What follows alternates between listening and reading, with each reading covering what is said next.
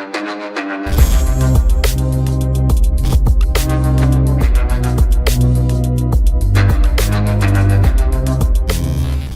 वालेकुम गाइस, कैसे हैं आप? उम्मीद करता हूं कि आप सब खैरियत से होंगे, खुश होंगे और हमारी दुआ है कि आप हमेशा हंसते और मुस्कुराते रहें। तो मेरा नाम है रहमान अनवर मेरा नाम है मोहम्मद सैन और मेरा नाम है जफर इकबाल। और आज हम जिस वीडियो प्रेक करने जा रहे हैं, इस वीडियो का टाइटल है यूएसए हॉस्टेज क्राइसिस। तो ये भाई एक आज ही का वाक़या है। तो ये बहुत ही ना अफसोसनाक वाक़या है, इस पे शर्मिंदगी हो रही है ऐसे वाक़े पर जो वही ऐसे कर रहे हैं। तो चलो सबसे पहले वीडियो देखते हैं और वीडियो के बाद देते हैं रिव्यू। अगर वीडियो है पसंद तो लाइक सब्सक्राइब ज़रूर कीजिएगा और कमेंट में अपनी राय का इज़हार ज़रूर कीजिएगा। तो ये एक भाई ने वीडियो दी थी, तो उस पर तो इस वीडियो का लिंक हमारे प्यारे भाई प्रन्याशु शर्मा सॉरी जुबान पर नहीं नाम आ रहा ना, तो इसीलिए भाई अच्छे लड़के हैं, तो बहुत ही अच्छा भाई है। जिन्हों से वो जो है ना वो रेफर कर रहे थे, बिल्कुल ऐसे तो तो उनकी मोहब्बत है और उनका शुक्रिया अदा हम करते हैं। बिल्कुल इसी तरह जो है ना वो हमें प्यार दिखाते हैं, क्योंकि वो हमारा ख्याल रखते हैं और हम ऐसे भाई अपने सब भाइयों का मकसद यही है कि एक दूसरे के साथ ही जुड़े रहें। बाकी वो कमेंट्स में तो बहुत हाई लेवल पे वो होते नहीं, हैं, वो होता है, चलता है, बस ऐसा चलता रहता है, तो कोई बात नहीं, बाकी इंशाल्लाह बेहतर हो जाएगा। बिल्कुल ऐसे। तो चलो सबसे पहले वीडियो शुरू करते हैं। हाँ, वीडियो शुरू करते हैं। नमस्कार। अमेरिका के एक सिनेगॉग में, इजरायली सिनेगॉग में एक होस्टेज क्राइसिस हुई, जिसमें एक आदमी ने कुछ लोगों को बंधक बना लिया। उस आदमी जिसने बंधक बनाया था उसको तो खैर अमेरिकन सिक्योरिटी फोर्सेस ने मार गिराया, लेकिन उसकी डिमांड क्या थी? उसकी डिमांड ये थी कि आफिया सिद्दीकी, डॉक्टर आफिया सिद्दीकी नाम की एक पाकिस्तानी लेडी को अमेरिकन जेल से रिहा करा जाए। ये पहली बार नहीं है कि ऐसी कोई डिमांड किसी टेररिस्ट की तरफ से या किसी आतंकी की तरफ से आई हो। आफिया सिद्दीकी एक पाकिस्तानी न्यूरो साइंटिस्ट हैं जो कि अमेरिका पढ़ने गई थी। उसके बाद वो आतंक में लिप्त हो गई और उसके बाद वापस पाकिस्तान आई और आकर के अफगानिस्तान पहुंच गई और वहां से आतंकी गतिविधियों में सपोर्टिव रोल करती रही। अरेस्ट हुई और अरेस्ट के बाद उनको सज़ा दी गई। ये आफिया सिद्दीकी जो हैं, इनको छुड़वाने की जो डिमांड रखी गई थी, जिस सिनेगॉग में की थी, उससे करीब 15 किलोमीटर दूर वो जेल है जिस जेल में आफिया सिद्दीकी इस समय रखी हुई हैं, यानी कि बंद हैं और अपनी कैद काट रही हैं। 85 साल की इनको सज़ा की थी अमेरिका की कोर्ट ने और अब वो अपनी सज़ा काट रही हैं।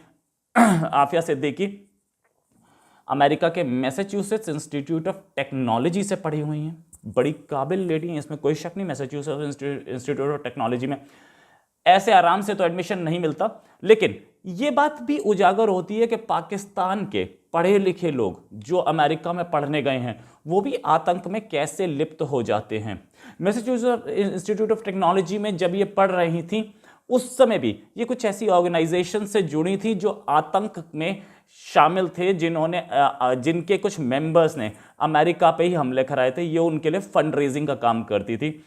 इनको 2010 में 85 साल की सज़ा हुई थी। इससे पहले भी ओहायो में एक आदमी ने अमेरिकन सॉइल पे अटैक की प्लानिंग की थी और वो ये चाहता था कि यूएस के जो मिलिट्री मेंबर्स हैं उनकी हत्या की जाए ताकि वो आफिया सिद्दीकी को बचा ले। और ऊपर से एक और उसने कोशिश की थी कि वो फेडरल जो जेल है जिसमें आफिया सिद्दीकी है उस पर हमला करके आफिया को छुड़वा लें। उस आदमी का नाम शेख मोहम्मद था और वो आदमी 2018 में उस आदमी को 22 साल की सज़ा दी अमेरिका की अदालतों ने। इनफैक्ट आफिया सिद्दीकी जो मैडम है ये आतंकी है। स्टूडेंट वीज़ा पे 1990 में गई थी। वहाँ पे जा करके इसने अपनी कुछ एक्टिविटीज़ की, लेकिन इसकी एक्टिविटीज़ जो थी फंड रेजिंग तक सीमित थी स्टार्टिंग में, MIT में भी जब थी और बाकी हरकतों में भी। लेकिन जैसे ही 9/11 अटैक हुआ उसके बाद आफिया को समझ में आने लगा था कि मैं पकड़ी जा सकती हूँ और आफिया ने और उसके हस्बैंड ने जो खरीदारी की थी वो उस पर FBI की नज़र पड़ी थी। इनफैक्ट आफिया के फॉर्मर जो प्रोफेसर्स थे उनसे भी पूछताछ की गई। आफिया से खुद से और आफिया के हस्बैंड से 2002 में 9/11 अटैक के अगले ही साल 2002 मई में पूछताछ की गई। इन्होंने $10,000 के night vision equipment, body armour और मिलिट्री मैनुअल्स खरीदे थे। खान के इनके हस्बैंड, माफिया के हस्बैंड जो थे खान, उन्होंने ये बोला कि क्योंकि मैं हंटिंग पे जाता रहता हूँ इसलिए ये सारा सामान मुझे खरीदना पड़ा, मैं हंटिंग के लिए खरीदता हूँ। लेकिन बाद में उन्होंने बोल दिया, पूछताछ में ही बता दिया कि ये आफिया के कहने पर खरीदे गए थे। शक बढ़ा और फर्दर इन्वेस्टिगेशन शुरू हुई, लेकिन उससे पहले ही आफिया जून में अमेरिका छोड़ के कराची भाग गई और अमेरिका की गिरफ्त से दूर हो गई। अपने ही कंट्री आ चुकी थी जहां पर जिहादियों का एक पूरा नेटवर्क आफिया के पास था। लेकिन आफिया के हस्बैंड ने अक्टूबर में आफिया से डाइवोर्स ले लिया और आफिया उसके बाद लापता हो गई। कहाँ थी किसी को नहीं पता। आफिया के ऊपर एक प्रेस कॉन्फ्रेंस हुई थी, आफिया के ऊपर नहीं, एक नॉर्मल प्रेस कॉन्फ्रेंस हुई थी मई 2004 में, जिसमें अमेरिका की FBI ने और जस्टिस डिपार्टमेंट ने बोला था ये आफिया जो है ये अलकायदा ऑपरेटिव है और फैसिलिटेटर है। इनफैक्ट 2004 की बात है ये। और वापस ये उस समय आफिया कहाँ थी जब ये प्रेस कॉन्फ्रेंस हो रही थी? उस समय आफिया अफगानिस्तान पाकिस्तान बॉर्डर पर पहुंच चुकी थी, क्योंकि ये साइंटिस्ट थी तो ये वहाँ पर तालिबान और मुजाहिदीन के जो लोग थे उनका इलाज कर रही थी और उनको हेल्प कर रही थी। आफिया मार्च 2006 से जुलाई 2008 तक आफिया बिल्कुल लापता रहीं, वर्ल्ड के सामने नहीं थी। FBI की नज़र थी आफिया पे। और इनफैक्ट पाकिस्तान तो हमेशा आतंकियों को बचाता रहता है, तो पाकिस्तानी गवर्नमेंट का ये कहना है या पाकिस्तानी लोगों का ये कहना है कि वो अमेरिका की एक सीक्रेट डिटेंशन सेंटर में थी। लेकिन आफिया ने खुद जो FBI के सामने बताया था वो ये बताया था कि मैं पाकिस्तान के बॉर्डर में पाकिस्तान की साइड थी और एक पर्टिकुलर अल बलूची फैमिली के साथ थी और वहाँ पर आतंकियों को सपोर्ट कर रही थी। 2008 में आफिया को अफगानिस्तान से पकड़ा गया। अफगानिस्तान से पकड़ने के बाद इसके पास से हैंड रिटन नोट्स निकले और वो उस हैंड रिटन नोट्स में लिखा था कि डर्टी बॉम्ब कैसे बनाया जाए। अब डर्टी बॉम्ब क्या होता है? डर्टी बॉम्ब जो होता है वो एक नॉर्मल बम, कन्वेंशनल वेपन, RDX का या डायनामाइट का बॉम्ब होता है। उसमें फिसाइल मटेरियल या न्यूक्लियर मटेरियल डाला जाता है, जैसे कि यूरेनियम हुआ या एनरिच्ड यूरेनियम, जो भी हो, जो कि रेडिएशन फैलाए। एक नॉर्मल बॉम्ब जब एक्सप्लोड करता है तो वो अपने पूरे आसपास के एरिया में न्यूक्लियर मटेरियल फैला देता है, जिससे रेडिएशन आती है। उसमें कोई न्यूक्लियर रिएक्शन नहीं होता है, लेकिन रेडिएशन से लोग मरते हैं। इसे बोलते हैं डर्टी बॉम्ब। तो वो डर्टी बॉम्ब बनाने का एक ब्लूप्रिंट इसके आफिया के पास मिला था और उसमें कागजों में कई लोकेशंस अमेरिका की लिखी गई थी, जिसमें ये जिससे क्लियर हो रहा था कि ये डर्टी बॉम्ब बना करके टारगेट अमेरिका को करने की कोशिश कर रही थी। मास कैजुअलिटी अटैक की प्लानिंग थी। इनफैक्ट जब पूछताछ में ही अफगानिस्तान पुलिस के कंपाउंड में पूछताछ हुई और US के आर्मी ऑफिसर्स और दूसरे ऑफिसर्स पूछताछ कर रहे थे। उसी टाइम पे इन्होंने एक अमेरिकन आर्मी ऑफिसर जिसने अपनी एक बंदूक साइड में रख दी थी और पूछताछ कर रहा था, उसकी बंदूक उठा के इन्होंने अमेरिकन आर्मी ऑफिसर्स पे फायरिंग की कोशिश की। उसके बाद रिटेलिएटरी फायरिंग में आफिया घायल हुई थी, जिसके बाद इलाज हुआ था। और इसी हमले पे, ये जो इन्होंने अमेरिकन पुलिस ऑफिसर पे अटैक किया था, अमेरिकन आर्मी ऑफिसर पे अटैक किया था, इसी हमले की साजिश में या इसी हमले को करने के आरोप में इनको 85 साल की सजा हुई 2010 में। पाकिस्तानी ऑफिशियल जब सजा हुई, पाकिस्तानी ऑफिशियल्स बहुत चीखे कि ये सज़ा गलत हुई है और उस समय के पाकिस्तानी प्रधानमंत्री यूसुफ रज़ा गिलानी ने तो इनको देश की बेटी तक बोल दिया।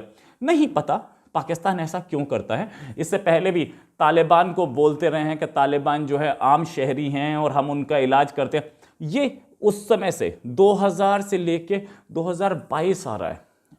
पाकिस्तान पिछले 22 साल से सुधरा नहीं है। आतंकियों को अनलिमिटेड सपोर्ट इनकी चल रही है। इनफैक्ट कई जगह जैसे ही इनका यूसुफ रज़ा गिलानी का स्टेटमेंट आया और पाकिस्तानी ऑफिशियल्स ने बोला कि ये गलत सज़ा दी गई है, तो चारों ओर पाकिस्तान में प्रोटेस्ट हुआ। और लेकिन और इस आफिया सिद्दीकी के लिए एक मास सपोर्ट तैयार हुई। लेकिन अमेरिका था कहाँ मानने वाला था।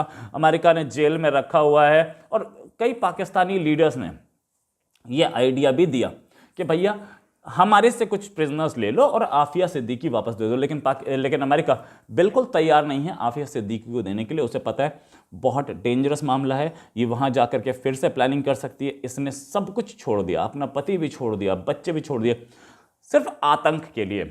ये आतंकी जिहादी माइंडसेट वाली लेडी है और इसको छोड़ना खतरे से खाली नहीं है। इसी के साथ एक और खबर के साथ फिर हाजिर होंगे। नमस्कार, जय हिंद।